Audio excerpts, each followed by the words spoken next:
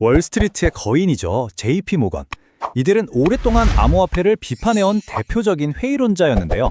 그런 JP 모건이 어떻게 갑자기 블록체인에 무려 4조 달러짜리 베팅을 하게 됐을까요? 오늘 이 역설적인 상황을 한번 자세히 뜯어보겠습니다. 네, 바로 이 사람, JP 모건의 CEO, 제이미 다이먼입니다. 아마 아시는 분들은 다 아실 텐데요. 몇 년 동안이나 비트코인은 사기다 이렇게 외치면서 암호화폐에 대한 가장 날카로운 비판을 쏟아냈던 인물이죠.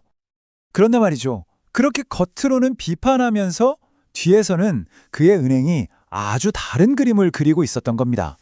이게 대체 어떻게 된 일일까요? 자, 이제부터 본격적으로 한번 들어가 보죠. 자, 첫 번째 이야기는 바로 거인의 역설입니다. 2025년 12월이었죠. 전 세계 금융 시스템에서 가장 중요하다고 할 수 있는 은행, 바로 JP 모건이 퍼블릭 블록체인에 발을 들여놓는 엄청난 사건이 있었습니다. 2025년 12월 15일 JP 모건 자산운용이 퍼블릭 이더리움 블록체인 위에서 첫 토큰화 머니마켓 펀드를 출시한 겁니다. 이게 왜 놀랍냐면요. 자기들이 사기라고까지 불렀던 그 금융혁명에 한복판으로 스스로 뛰어든 거니까요. 이건 정말 엄청난 방향 전환이죠. 그럼 JP 모건이 뭘 내놨는지 한번 볼까요? 두 번째, 머니펀드 파헤치기입니다. 이들이 출시한 상품의 이름은 마이온 체인넷 일드 펀드, 줄여서 머니라고 부릅니다. 이게 대체 뭘까요? 모니는요, 아주 간단하게 말해서 세상에서 제일 안전하다고 하는 자산 있잖아요? 바로 미국 국채. 여기에 투자하는 펀드의 지분을 디지털 토큰으로 만든 거예요. 그러니까 전통 금융의 안정성에 블록체인의 혁신, 이 두 가지를 합친 거죠. 자, 이 표를 보면 모니펀드의 특징이 딱 보입니다. 먼저 자산은 뭐냐? 미국 국채나 환매조건부 채권 같은 초안전 사산에만 투자해요. 그리고 블록체인은 누구나 다 볼 수 있는 퍼블릭 이더리움을 씁니다. 근데 여기서 반전이 있죠?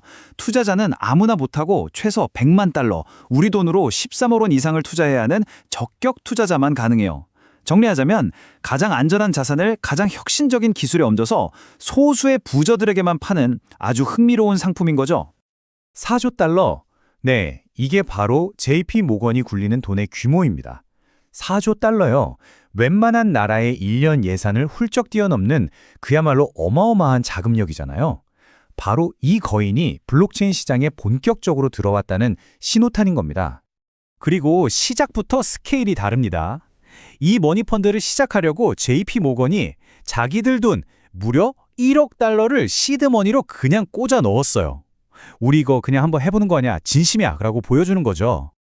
그럼 아무나 이 펀드에 들어갈 수 있느냐? 아니요, 그럴 수 없습니다. 개인 투자자의 경우 투자할 수 있는 자산만 최소 500만 달러, 그러니까 우리 돈으로 거의 70억 원 가까이 있어야 해요. 이 혁신, 아직은 소수의 부자들만 누릴 수 있다는 얘기죠. 자, 세 번째 이야기로 넘어가 보죠. 토큰화가 어떻게 세상을 연결하는가? 도대체 이게 어떻게 돌아가는 거고 왜 이게 금융계의 게임 체인저가 될 수 있다고들 하는 걸까요? 그 핵심 비밀은 바로 토큰화라는 개념에 있습니다.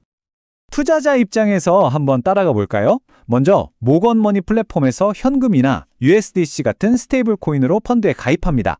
그럼 바로 내 블록체인 지갑으로 모니펀드 토큰이 들어와요. 그 다음부터는요, 미국 국채에서 나오는 이자가 매일매일 자동으로 재투자되고요. 내가 원하면 이 토큰을 친구한테 바로 보내거나 아니면 다시 현금으로 바꿀 수도 있어요. 중간에 복잡한 절차가 싹 사라지는 거죠. 바로 이 점이 핵심입니다. 기존 펀드는 어땠나요? 거래하려면 영업시간 기다려야 하고 돈 받으려면 며칠씩 걸리고 엄청 복잡했죠.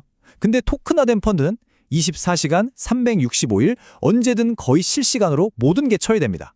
훨씬 빠르고 효율적이고 말 그대로 잠들지 않는 금융 시스템이 가능해지는 거예요. 네 번째, 실물 자산 경쟁입니다. 그렇다고 JP모건이 이 시장에 혼자 있는 건 절대 아닙니다. 이미 거물들이 치열하게 싸우고 있는 실물 자산 토큰화라는 전쟁터에 뒤늦게 뛰어든 후발주자인 셈이죠. 지금 시장의 왕은 누구냐? 바로 세계 최대 자산운용사인 블랙록입니다. 블랙록의 BOIDL 펀드는 이미 18억 달러, 우리 돈으로 2조 원이 넘는 자산을 굴리고 있어요.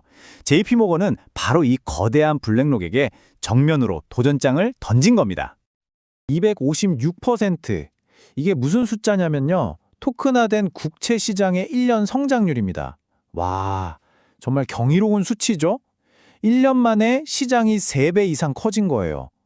이러니 월스트리트의 공룡들이 이 시장을 가만히 놔둘 리가 없죠. 이런 폭발적인 성장세 덕분에 2025년 현재 토크나 국채 시장의 전체 규모는 73억 달러를 넘어섰습니다. 물론 아직은 초기 시장이라고 할 수 있지만 이 성장세를 보면 그 잠재력이 얼마나 큰지 짐작할 수 있겠죠. 이런 흐름이 가능해진 데에는 사실 규제 순풍이 크게 작용했습니다. 미국에서 GNIS 법안이나 클래리티 법안 같은 것들이 나오면서 규제의 방향이 좀 더 명확해졌거든요. JP모건 같은 전통적인 회사들이 이제는 좀 안심하고 블록체인 사업을 해도 되겠구나 하는 일종의 청신호를 받은 셈이죠. 자, 그럼 마지막으로 이 모든 게 대체 금융시장에 어떤 의미를 갖는지 한번 짚어보겠습니다. 월스트리트에서 가장 목소리 높여 비판하던 회의론자가 이렇게 변했다는 것. 이게 과연 금융의 미래에 대해 뭘 말해주고 있는 걸까요? 제이미 다이먼의 입장이 어떻게 변했는지 이 타임라인을 보면 한눈에 보입니다. 2017년 비트코인은 사기다 라고 했죠. 그러다 2025년 10월에는 블록체인은 진짜 기술이야 라고 한 발 물러섰습니다. 그리고 바로 2달 뒤 그의 회사가 퍼블릭 이더리움에 펀드를 딱 내놓은 거죠. 여기서 우리가 알 수 있는 건 그의 진짜 베팅은 비트코인 같은 암호화폐가 아니라 그 밑에 깔린 기술, 바로 블록체인이었다는 겁니다. JP모건 자산운용의 임원도 직접 이렇게 말했습니다. 토큰화는 거래의 속도와 효율성을 근본적으로 바꿀 수 있다. 이건 미래 자산 거래 방식의 중대한 진전이다라고요. 보세요. 그냥 한번 찔러보는 실험이 아니라 미래 금융의 판도를 바꿀 중요한 한 걸음으로 보고 있다는 거죠. 월스트리트의 가장 큰 비판가가 이제는 블록체인의 가장 큰 건설자 중 한 명이 되었습니다. 이런 상황을 보면서 우리는 이런 질문을 던지지 않을 수 없죠. 과연 이것이 우리가 알던 전통금융이 블록체인 위로 올라서는 결정적인 티핑 포인트가 될까요? 금융의 미래가 어쩌면 이미 시작된 건 아닐까요? 구독과 좋아요는 영상을 만드는데 큰 힘이 됩니다. 감사합니다.